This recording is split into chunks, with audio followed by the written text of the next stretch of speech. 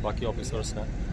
तो हमारी कोशिश रहेगी कि हम इसको एक बड़े टूरिस्ट स्पॉट के रूप में इसको डेवलप करें और ऑलरेडी एक एक्शन प्लान इसमें फॉरेस्ट डिपार्टमेंट में जा चुका है। करीब 8 करोड़ का ये प्लान जो है वो ऑलरेडी भेजा हुआ है और बाकी गढ़वा जिले के धुर्की प्रखंड में स्थित सुखलदरी जलप्रपात को एक प्रमुख पर्यटन स्थल के रूप में विकसित करने की दिशा में बड़ा कदम उठाया गया है। जी हां, जिले के उपायुक्त दिनेश कुमार यादव ने अपनी पत्नी सहित वन प्रमंडल पदाधिकारी, पुलिस अधीक्षक और अन्य वरिष्ठ अधिकारियों के साथ इस रमणीक स्थल का दौरा किया। टीम ने कनहर नदी के किनारे बसे इस जलप्रपात और आसपास के पिकनिक स्पॉट का करीब 5 घंटे तक गहन अवलोकन किया। इस दौरान अधिकारियों ने वन भोज का भी आनंद लिया। उपायुक्त के साथ वन प्रमंडल पदाधिकारी अंशुमन, इंजीनियर जे अब्राहम, वन प्रमंडल पदाधिकारी पुलिस अधीक्षक अमन कुमार, अनुमंडल पदाधिकारी श्री बंशीधर नगर प्रभाकर, मृधा धुर्की अंचल अधिकारी विमल कुमार सिंह, उपायुक्त दिनेश कुमार यादव ने मीडिया से बातचीत में कहा कि सुखलदरी बहुत ही रमणीक और ऐतिहासिक महत्व का स्थल है। गढ़वा जिले के लिए यह एक महत्वपूर्ण पर्यटन केंद्र बन सकता है। इसके विकास से स्थानीय लोगों को रोजगार के अवसर मिलेंगे। उन्होंने बताया कि वन विभाग द्वारा लगभग 8 करोड़ रुपए की लागत से एक मास्टर प्लान तैयार किया गया है।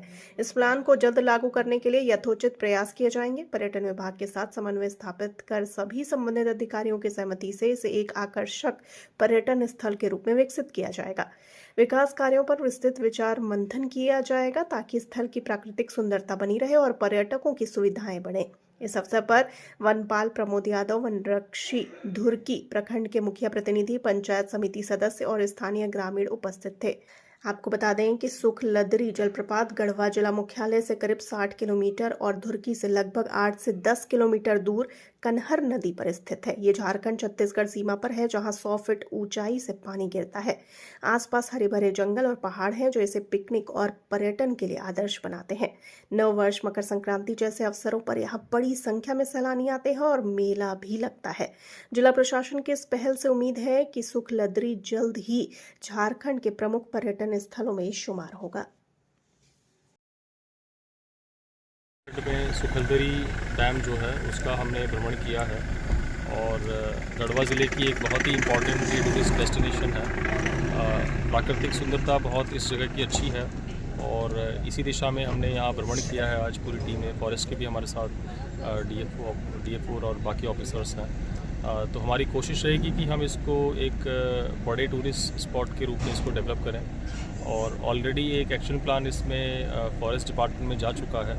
करीब 8 करोड़ का ये प्लान जो है वो ऑलरेडी भेजा हुआ है और बाकी ज़िला प्रशासन से और पर्यटन विभाग से इसमें कौन कौन सी चीज़ें हम जोड़ सकते हैं, तो इस पर मंथन हम लोग कर रहे हैं और कुल मिला के हमारी कोशिश रहेगी कि इसको एक अच्छे टूरिस्ट हब के रूप में हम लोग विकसित करें ताकि गढ़वा को एक अच्छा टूरिस्ट प्लेस मिले।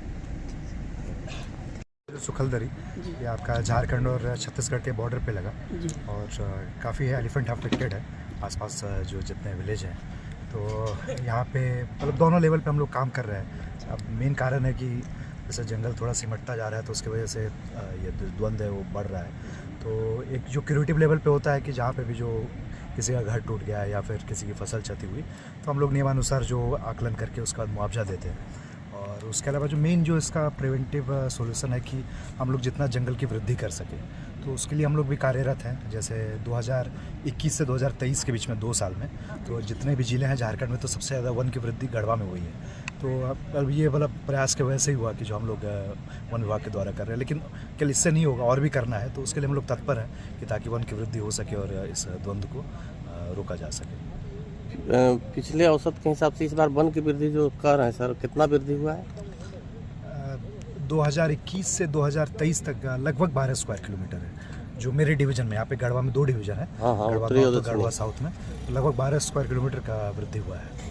सर बहुत से ऐसे ग्रामीण क्षेत्र में है सर जो जिनका क्षति किए होंगे, तो बहुत लोग ऐसे हैं कि अब इसमें होता है कि जैसे अगर फसल क्षति है तो जिसका फसल है जिस लैंड पे हुआ है तो उसका आकलन किया जाता है रेवेन्यू विभाग के द्वारा कि उन्हीं की ज़मीन है कि नहीं। उसके बाद फिर हम लोग असेसमेंट करते हैं तो देते हैं। तो उसके वजह से कुछ टाइम लग जाता है, तो लेकिन वो प्रोसेस में है कि जिनका हुआ है तो ज़रूर मिलेगा, भले अगर थोड़ा लेट हो जाता है। हम लोग का प्रयास है कि जितना जल्दी हो सके उतना जल्दी दे दिया जाए।